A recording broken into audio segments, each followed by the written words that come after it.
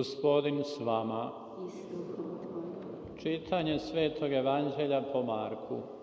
Slava tebi, Gospodine. U ono vrijeme piskozanci što se iđoše iz Jeruzalema govorahu: Belzebubla ima po poglavici đavolskom izgoni đavle. Oni dozva, pa im prispodobama govoraše: Kako može Sotona Sotonu izgoniti? Ako se kraljevstvo u sebi razdijeli, ono ne može opstati. Ili ako se kuća u sebi razdijeli, ona ne može opstati. Ako je dakle Sotona sam na sebe ustao i razdijelio se, ne može opstati, nego mu je kraj. Nitko dakako ne može u kuću jačega ući i oplijeniti mu pokućstvo, ako prije jakoga ne sveže. Tada će mu kuću oplijeniti. Doista, kaže vam, sve će se oprostiti sinovima ljudskim, koliki god bili grijesi i hule kojima pohule. No pohuli li tko na Duha Svetoga, nema oproštenja do vijeka. Krivac je grijeha vječnoga, jer govorahu duha nečistoga ima. Riječ Gospodnja. Slava tebi, Kriste.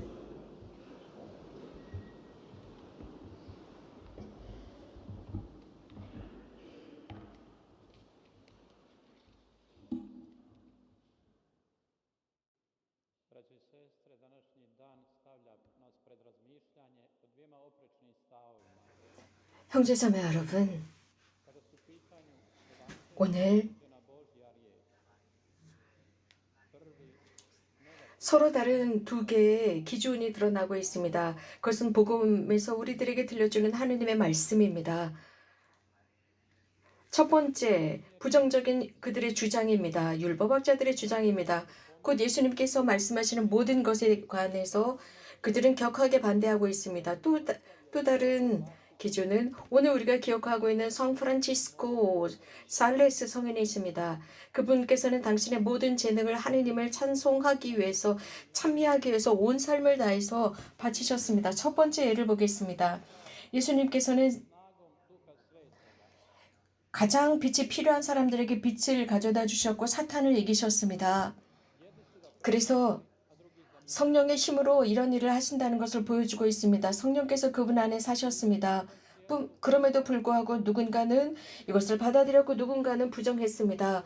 첫 번째, 그들은 지속적으로 빛 속에서 살았습니다. 그들의 삶과 영혼이 빛으로 비추어졌고 인내하면서 살 수 있었습니다. 또 다른 사람들은 이기심 속에서 어둠 속에서 살았고 그 빛 앞에서 눈을 감아버렸습니다.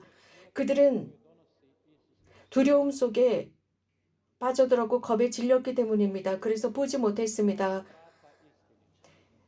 예수 그리스도께서 가져다 주시는 그 빛의 아름다움을 볼 수가 없었습니다. 고집스러운 마음과 진리 앞의 문을 닫아버렸습니다. 그러면서 그들은 하느님께서 가까이 오시지 못하도록 막았습니다.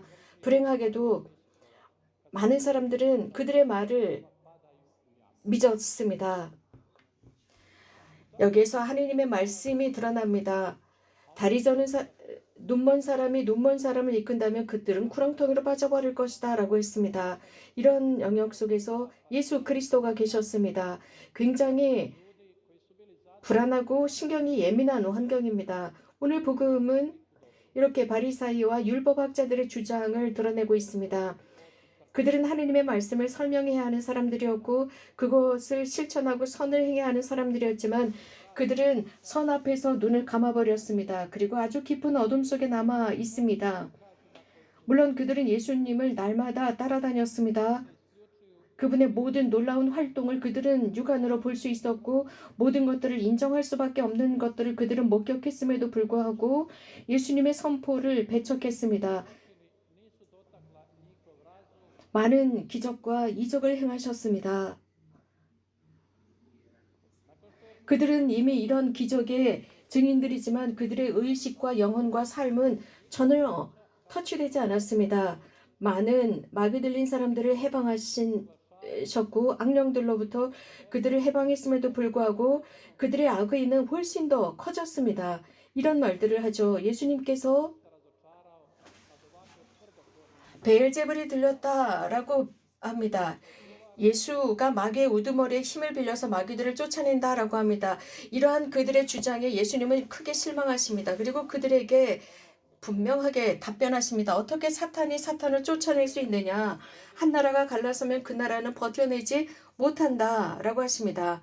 또한 자기 자신이 사탄도 자신을 거슬러 일어나 갈라서면 버텨내지 못하고 끝장난다고 했습니다. 이런 식으로 여러 비슷한 예를 들어주시면서 그들의 마음을 풀어주시려고 했지만 전혀 소용이 없었습니다.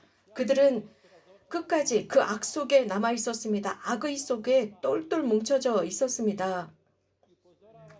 예수님은 그런 그들의 주장에 실망하십니다. 그리고 당신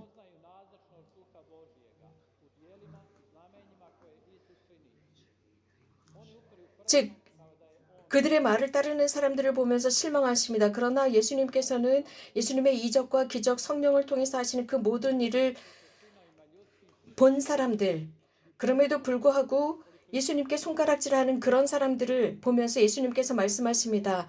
모든 것은 모든 사람들이 하는 그 죄들은 용서받을 것이다. 그들이 신성을 모독하는 어떠한 말도 용서받을 것이지만 성령을 모독하는 자는 영원히 용서받지 못하고 영원한 죄에 매이게 된다.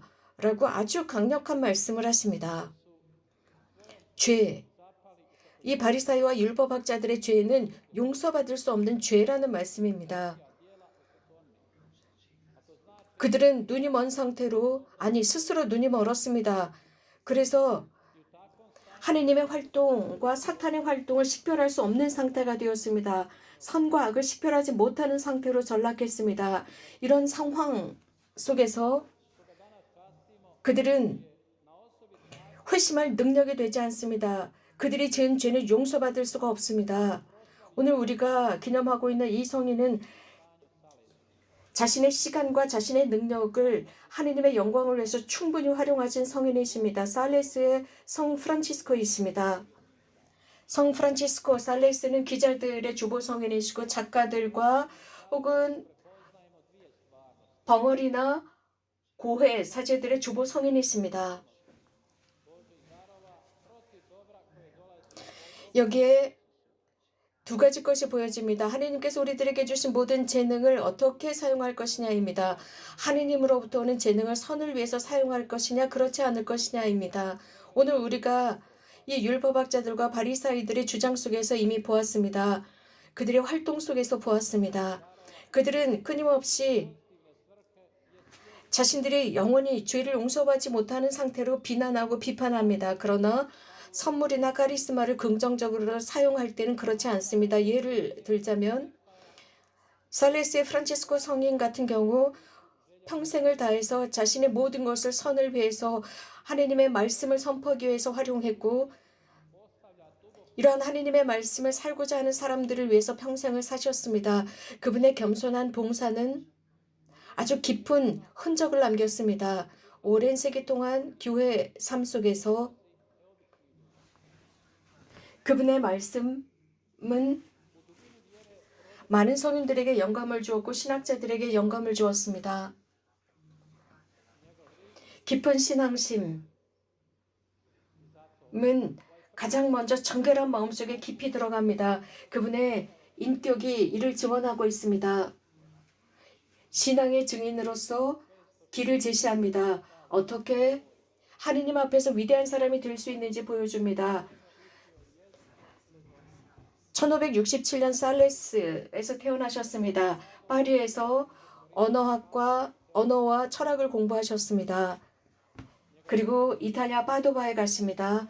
그곳에서 법과 신학을 공부하십니다. 살레스 성인의 부모님은 그분들 나름대로 프로젝트가 있었습니다. 자신의 아들이 이렇게 공부를 열심히 하고 유명한 사람이 되기를 바랐습니다. 그래서 명예로운 사람이 되기를 바랬습니다. 그의 아버지처럼 말입니다. 그리고 그 아버지는 사보이아에서 아주 좋은 직장을 찾았지만 프란치스코는 자신의 길을 가게 됩니다. 결혼하지 않습니다. 즉 아버지는 결혼하라고 했지만 하느님을 섬기기 위해서 이 결혼을 거부합니다. 파리 생활 중에 영적인 불안 속에서 자신의 길을 찾다가 성 스테파노 성당에 들어갑니다. 그곳에서 오랫동안 마음의 평화를 위해서 기도합니다. 성모님의 성모상 앞에서 기도하면서 그 평화를 얻었다고 살레세 프란치스코 성인은 증언하게 됩니다. 그 앞에서 기도하면서 모든 불안이 사라지고 1593년에 사제 수품을 받습니다. 그리고 제네바 호수 쪽으로 발령을 받으시면 스위스의 제네바 호수 근처로 발령을 받으시는데 거기는 칼빈파가 있었습니다. 진정한 신앙을 위해서 싸우던 지역이었습니다. 그리고 이곳에서 성인께서는 하느님의 기쁜 소식을 귀머거리들에게까지도 전하셨습니다.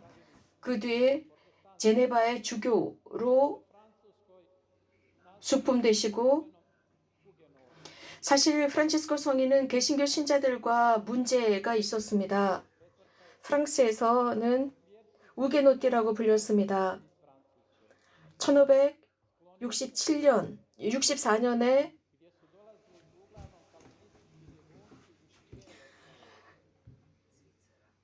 선종했는데 파리에서 이렇게 박해를 피해서 스위스로 넘어갑니다.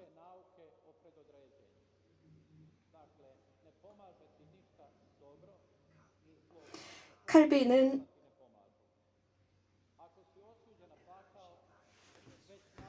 그의 이론을 받아들이지 않았습니다. 심지어는 그의 착한 행실도 받아들이지 않았습니다.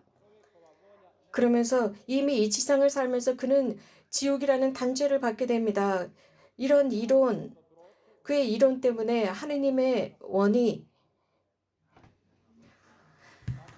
원의를 받아들이지 않았고 인간은 이미 악한 사람이다 라고 생각하면서 이러한 그의 이론을 퍼뜨리기 시작합니다. 그러면서 사람은 태어나면서부터 악하다라고 했습니다. 이것은 굉장히 큰 논쟁이 만들어졌고 종교적인 전쟁까지 발발시키게 됩니다.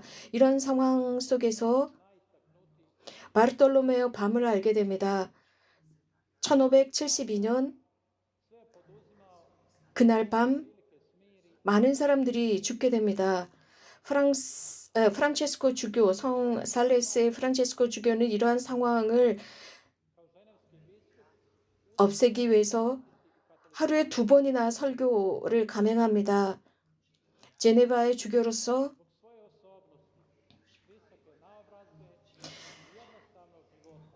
수만 명을 카톨릭 신자들로 되돌릴 수 있었고 또 이 성인은 단순하고 온화한 성격으로서 거룩하게 사셨기 때문에 가톨릭 신자들을 지킬 수 있었습니다. 매우 겸손했고 매우 온화한 성품을 지니신 성인이셨습니다.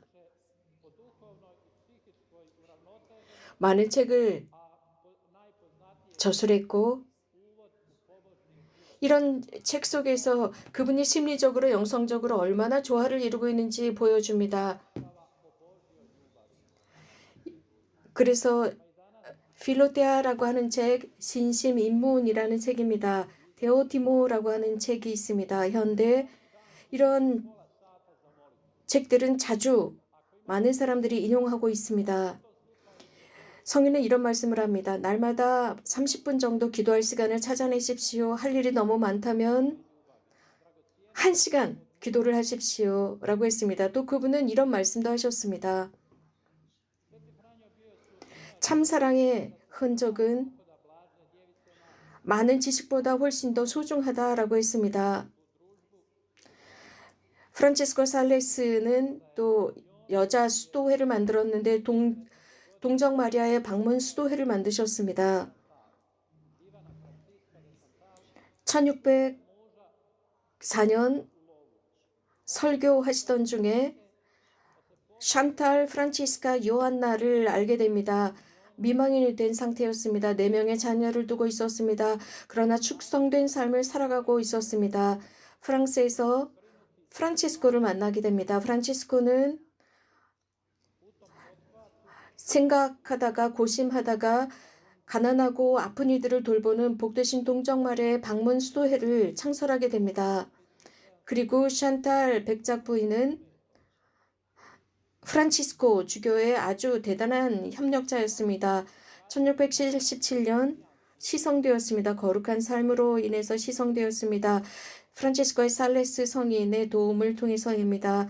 그래서 이 수도에는 살레시오회라는 이름을 지었고 이태리에서 성 요한 보스코에 의해서 이 수도회가 만들어집니다. 이 살레시오 수도회는 대단히 강렬하고 특히 현대 매우 많은 수도회 회원들이 있으며 많은 활동을 하고 있습니다.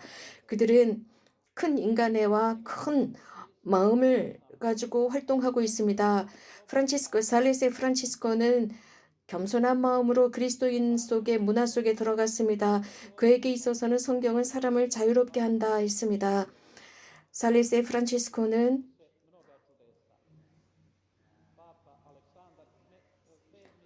1622년 12월 28일 프랑스 리옹에서 선종하십니다. 알렉산더르 7세 교황께서는 1661년 복자품에 올리고 1665년 시성됩니다. 비오 9세께서 시성합니다. 1877년 교회 학자로 선포됩니다. 형제자매 여러분, 성인은 모범입니다. 살레세 프란치스코 성인은 우리들에게 격려가 됩니다. 어떻게 살아야 하는지, 신앙을 어떻게 증언해야 하는지 보여주고 있습니다. 현대 우리들이 살고 있는 영역 속에서 어떤 산 증인이 되는지 보여주고 있습니다. 아멘.